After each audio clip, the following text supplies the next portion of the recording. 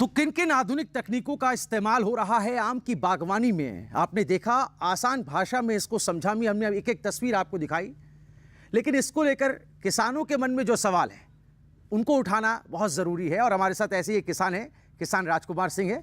पूछिए अपना सवाल। हमारा प्रश्न ये है कि हमारी बागें पुरानी हो चुकी हैं, उसमें फल बहुत कम आ रहे हैं और गुणवत्ता भी कम है, तो हमें लाभ कम हो रहा है। इसका क्या निदान हो, हमें बताया जाए। अभी जो राजकुमार जी ने प्रश्न किया है, ये बड़ा महत्वपूर्ण प्रश्न है, क्योंकि आप देखें तो अधिकतर जो आम के बागान हैं जी, अगर हम उत्तर प्रदेश की ही बात करें तो लगभग 2,70,000 हेक्टेयर में आम की खेती होती है।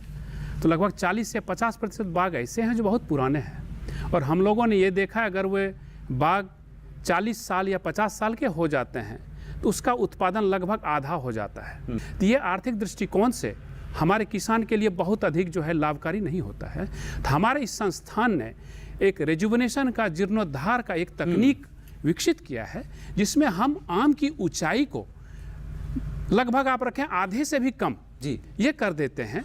और उसमें जो तकनीकी होती हैं, कब काटें, काटने का समय क्या होता है, अक्टूबर माह में काटना है, कितनी ऊंचाई पर काटना है, और काटने के बाद हम किन किन चीज़ों का व्यवस्था करें ताकि उसमें पोषक तत्व बरकरार हो, ताकि पानी की अच्छी व्यवस्था हो सके, कीट प्रबंधन अच्छे से हो सके, और उस आम के वृद्धि को हम इस तरह से करें, आम के पौधे की, कि केवल दूसरे साल ही हम उसमें से उत्पादन लेना प्राप्त कर सकें।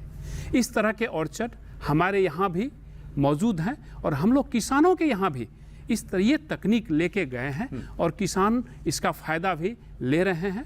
चलिए उम्मीद करते हैं राजकुमार जी आपको आपके सवाल का जवाब मिल गया होगा।